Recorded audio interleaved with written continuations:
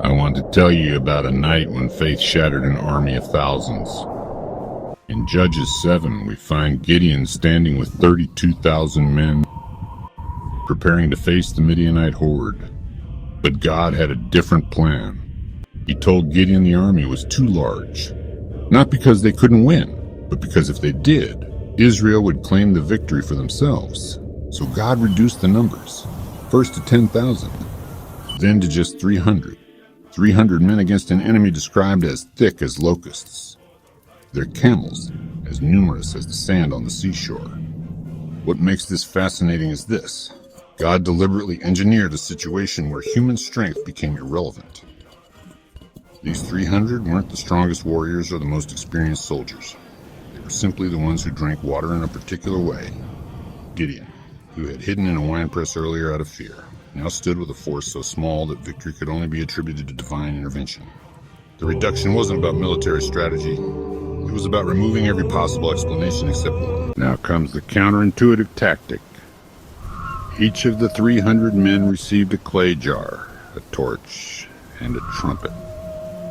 No swords drawn, no shields raised. Under cover of night, they surrounded the Midianite camp in 3 companies. At Gideon's signal, they smashed their jars, revealing blazing torches, and blew their trumpets, shouting a sword for the Lord and for Gideon. The effect was instantaneous. The Midianites jolted awake, saw lights surrounding them on every side,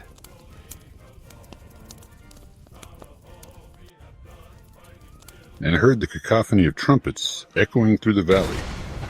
In their panic and confusion, they turned their swords on each other, fleeing in terror. 300 men with fragile pottery and fire defeated an army of thousands without striking a single blow. This is the point.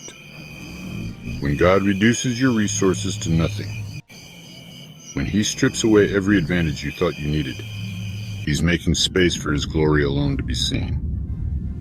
The story of Judges 7 isn't about military genius or brave warriors. It's about what happens when faith replaces doubt, when we trust that zero human strength plus infinite divine power equals victory. The 300 torches that night didn't just light up a battlefield. They illuminated a truth that echoes through time. God doesn't need our numbers, our weapons, or our strategies.